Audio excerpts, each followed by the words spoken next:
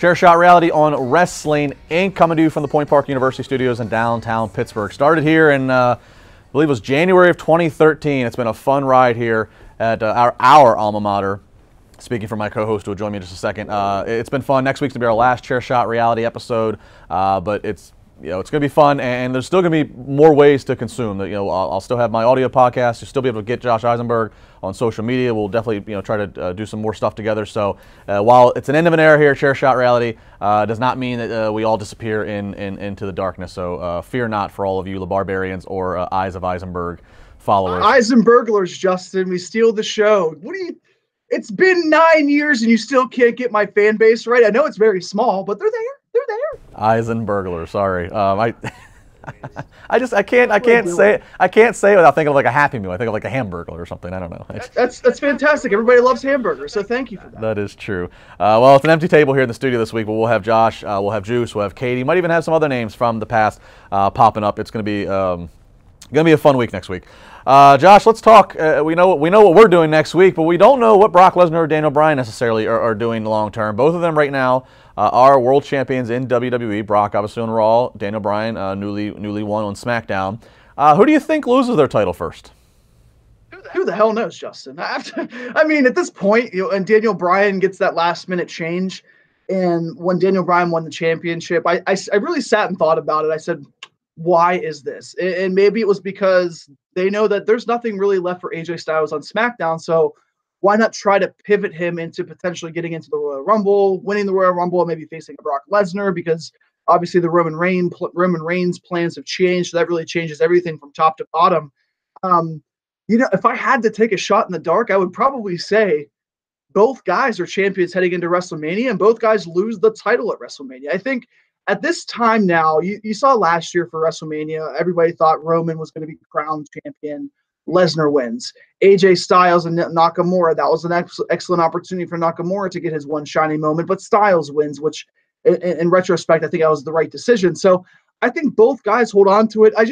Whenever I saw that title drop, and for 2 seconds before Daniel Bryan turned heel, I said, okay, Bryan and Miz, here we go. Payoff at Mania. They get it. Miz and Mrs. TV show, all the crossover appeal, everything. But then he turned heel, so I was really thrown off by that. But I think both lose at Mania, and I think you got to give AJ Styles that opportunity against Lesnar. No, I don't know. Styles versus Lesnar just doesn't. I don't know. I don't get. I don't know. I just don't get it. Did you watch the WWE 365 thing with AJ Styles yet? No, not the full thing. Okay. Well, watch it. I know you know AJ Styles and know the career of him, but it really puts it into perspective why it could be such a great build to it, especially with Paul Heyman in the middle of it, because there could always be that tease of AJ being a Paul Heyman guy because Paul admires AJ. It's just you got to see it like this. You've always seen guys with Brock Lesnar, big guys in feuds that are believable, but Brock Lesnar's best matches have been against smaller guys, Daniel Bryan, CM Punk, AJ Styles. He works better at that rate, which is surprising to everybody. Okay, fair enough. Yeah, you're welcome. I beat you. I convinced you, didn't I? Well, no, I'm just saying. I need to see the special now. I got to go watch the special. But I will say before I give you my answer, I don't think it's out of the question. We might still get Bryan and Miz. It might just be a babyface Miz versus a heel Daniel Bryan. That Mania. That's I don't know about that. Well, we'll see. I'm actually going to say Brock Lesnar drops the title first before Daniel Bryan drops his, and simply because the UFC factor is still there. I mean, when we still saw Brock, he looks, he's obviously dropped some pounds. He looks leaner. He's obviously training. I think in January he becomes eligible, I think is what it is. So I mean, I just feel like that he's kind of determined to do that, and I just can't see them keeping the title on him for if he wins his next UFC fight, you assume he's going to fight again.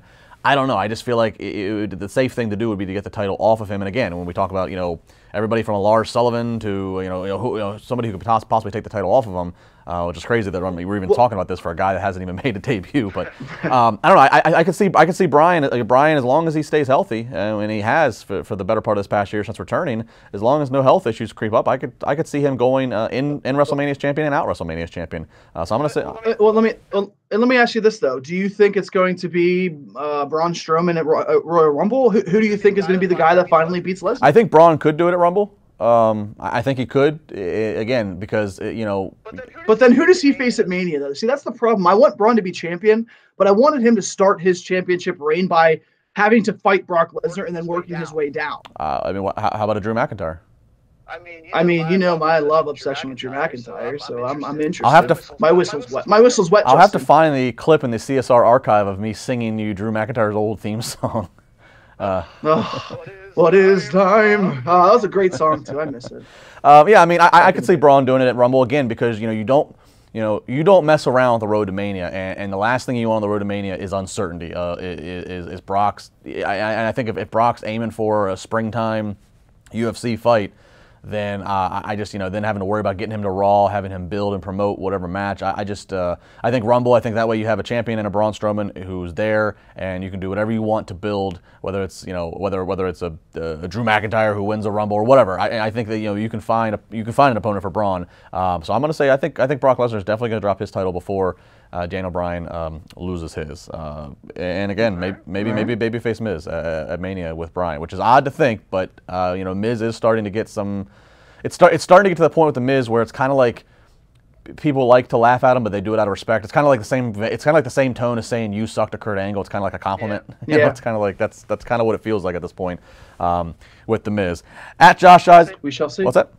We shall see. We shall see. At Josh Eisenberg 4 on Twitter. Hit him up there. Let them know your thoughts. Let me know at Justin LeBar on Twitter your thoughts of all these topics we talked about. If you don't want to see us, you can get part of the show, the audio-only version on the Wrestling Inc. iTunes channel. Again, next week, final episode is going to be a lot of fun. We look forward to it. Please tweet us your favorite chair shot reality memory. Love to go down memory lane, look in the archive for some of those wonderful ones. For Josh, I'm Justin. We'll see you then.